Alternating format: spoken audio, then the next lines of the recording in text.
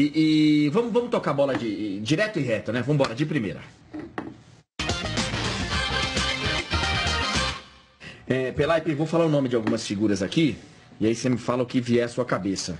Tem algumas aqui, então a gente vai fazer rapidinho para dar tempo.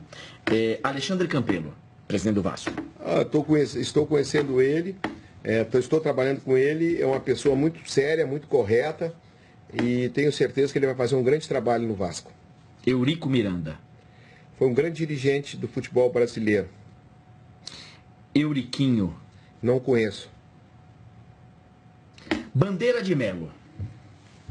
Foi um presidente que, junto com um grupo de vice-presidente, iniciou uma grande transformação do Flamengo.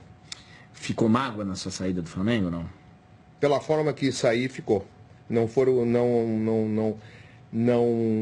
agiram como deveriam ter agido, né? Fiquei sabendo pela imprensa que eu tinha saído. Acho que deveria ter tido uma decisão mais reta, ter sido comunicado. O presidente não atendia telefone, alguns vices não atendiam o telefone. Eu acho que não foi a maneira correta de tirar uma pessoa que tinha trabalhado com tanta lealdade com eles, tinha dado um título para eles e tinha ajudado, porque alguns até nem conheciam o futebol quando eu cheguei lá para trabalhar no clube.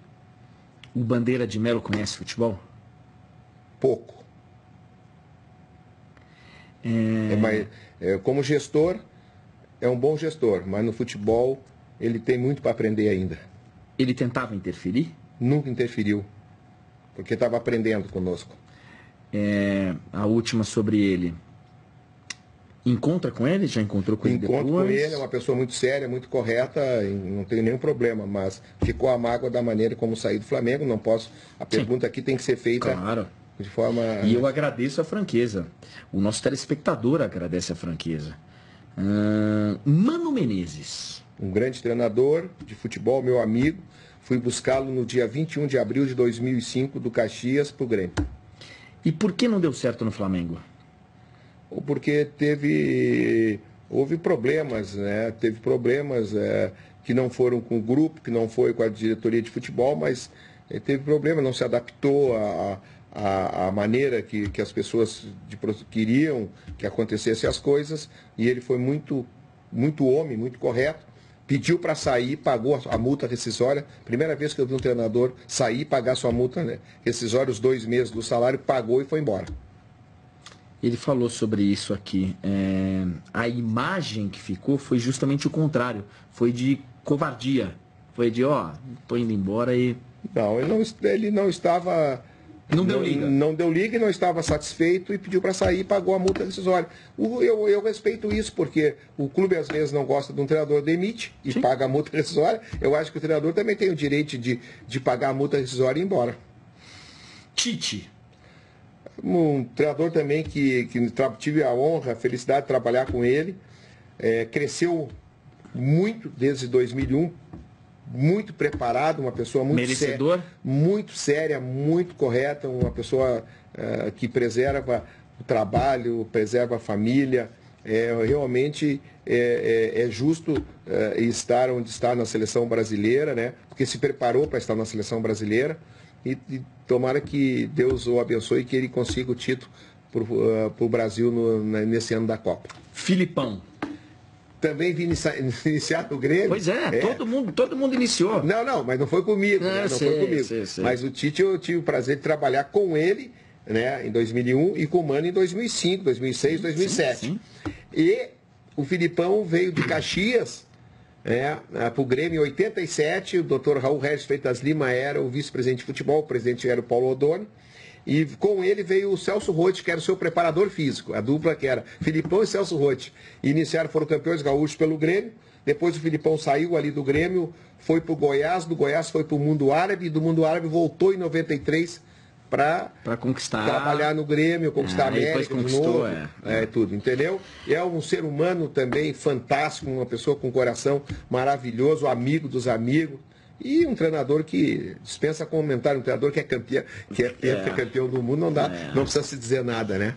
Já que você me deu o gancho, não sei se na próxima, mas aqui num dos próximos no ar com o André Henning, vamos receber Celso Rotti para falar aí de várias histórias do futebol. Para encerrar, Paulo Pelaipe.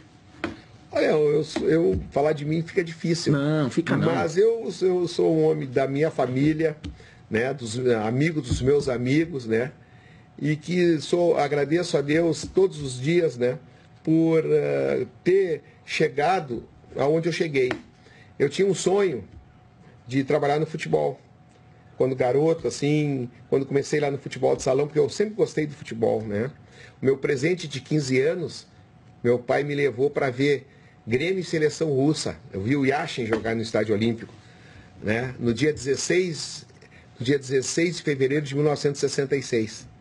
Né? Foi um presente de aniversário. Eu fiz aniversário no dia 14 e no dia 16 de fevereiro o meu pai me levou, comprou 2 cadeiras na pista do Estádio Olímpico, assisti o Yashin jogando. E eu sempre gostei do futebol, sempre tive atração pelo futebol, sempre acompanhei o futebol.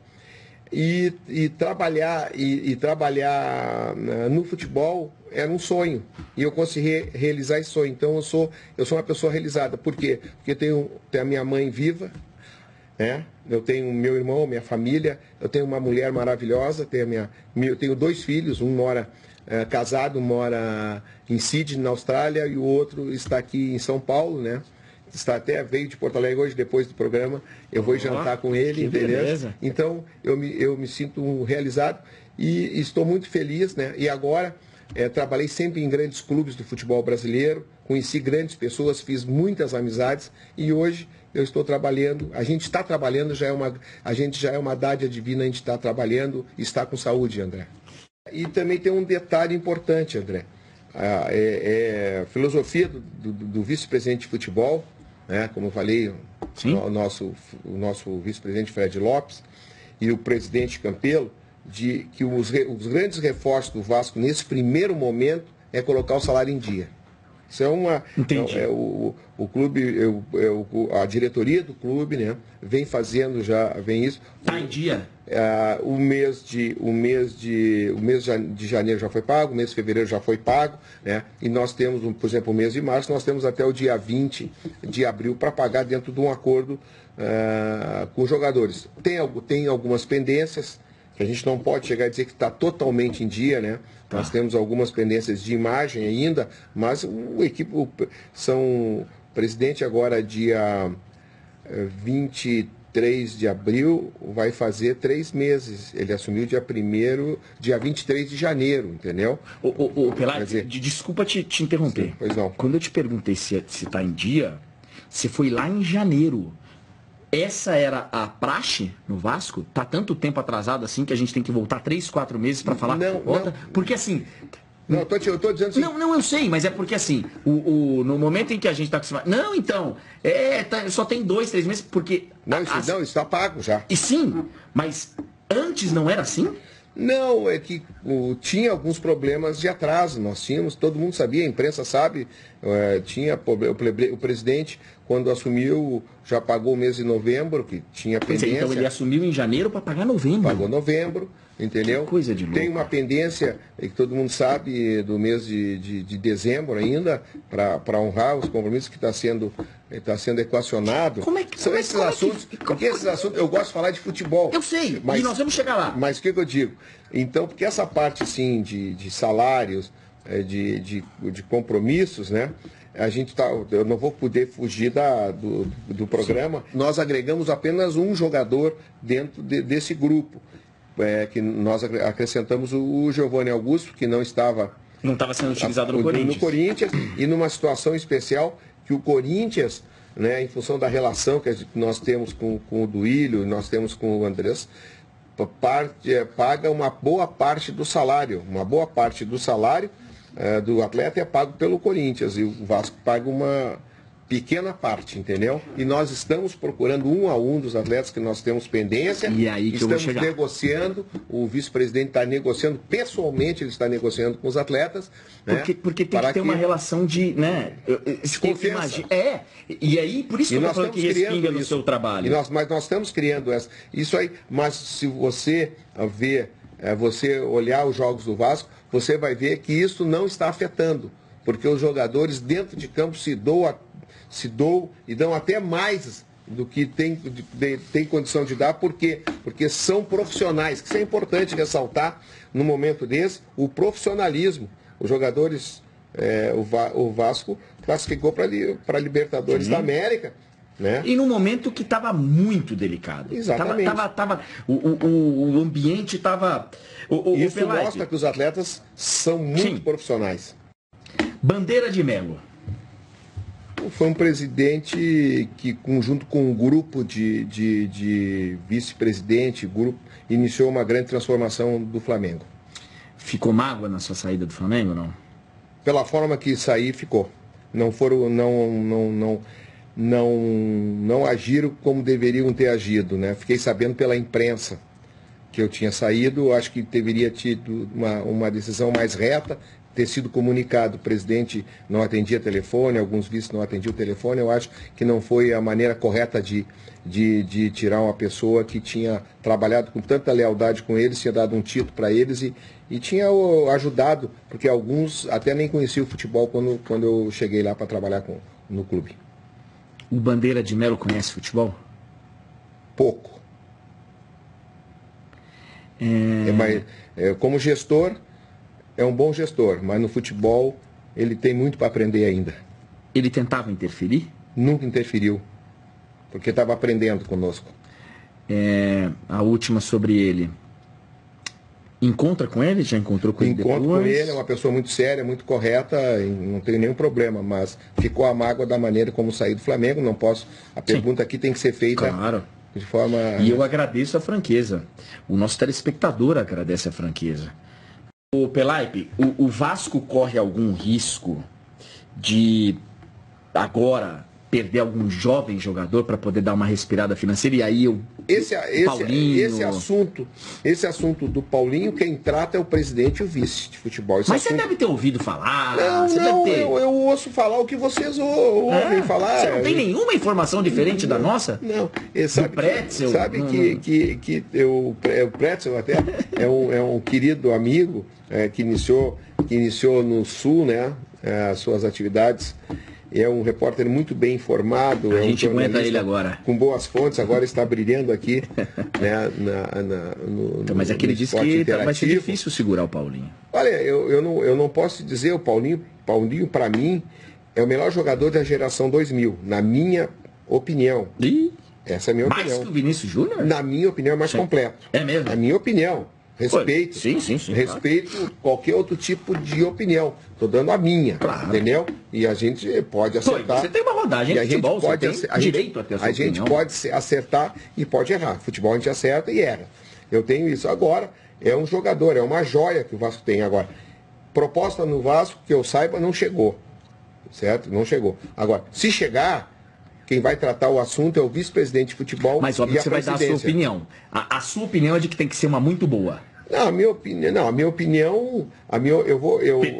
tenho opinião. Pelo tamanho do jogador que você tem que ser uma. Eu nunca me furto de dar opinião. Mas num caso desse, quem decide é o presidente das necessidades. O Pelaipe, o Vasco disputa um campeonato brasileiro para quê? Para conseguir uma vaga na Libertadores de 19. Esse é o objetivo. Nosso primeiro objetivo. Né? Nós temos uma Copa do Brasil agora. Né? Sabe que é uma competição de tiro curto, de mata-mata. É bem diferente da competição do brasileiro, que é longa. Que vai ter parada esse ano. Que vai ter uma parada. Nós temos que ver o tamanho que nós vamos ter para na parada ver se a gente pode fazer algum tipo de contratação, e isso, porque o diretor executivo é importante isso. O diretor executivo executa uma política de futebol que vem da direção, que vem da diretoria. Né? Não é você que monta a estratégia, você tem uma diretriz. Tem uma diretriz, o vice-presidente vai dizer, nós temos tanto para gastar no futebol. Quem é que nós podemos trazer? Nós podemos contratar jogador de 100, de 50, de 80, de 200. Quem diz isso, essa norma da diretoria é o vice-presidente. O vice-presidente nos acompanha, faz o acompanhamento. Né? Então, e eu imagino que não esteja sobrando. E não, está faltando. Sim. Entendeu? E o tamanho dos reforços vai ser analisado e vai ser proposto pela diretoria. Aí envolve também o vice-presidente de finanças, para saber o que pode... Mas você imagina que ainda precisa de uma peça ou outra. Você falou de 3 peças, né? É o que nós, conversando com o vice-presidente, com o Zé Ricardo, assim, porque o campeonato, a gente quando diz que precisa essas peças, de umas 3 peças, é porque o campeonato é muito longo, é muito desgastante. André, nós jogamos agora, nessa semana nós... Deu uma respirada depois da decisão. Mas agora é assim, nós jogamos contra o Atlético Mineiro, 16 horas domingo. Na terça-feira nós vamos para Buenos Aires. Jogamos contra o River, aliás, contra o Racing na quinta-feira, pela Libertadores. Voltamos de Buenos Aires, viemos a São Paulo, e de São Paulo, Chapecó, no dia 22, domingo, jogamos contra a Chapecoense. Retornamos de Chapecó, na quinta seguinte, jogamos contra o Racing em São Januário, no jogo de volta. Então não para mais de jogar. Então você tem que ter plantel, você tem que ter, por isso que eu digo que a gente precisa de alguns reforços, né, em função disso também, para que a gente tenha um grupo para ter esse enfrentamento todo.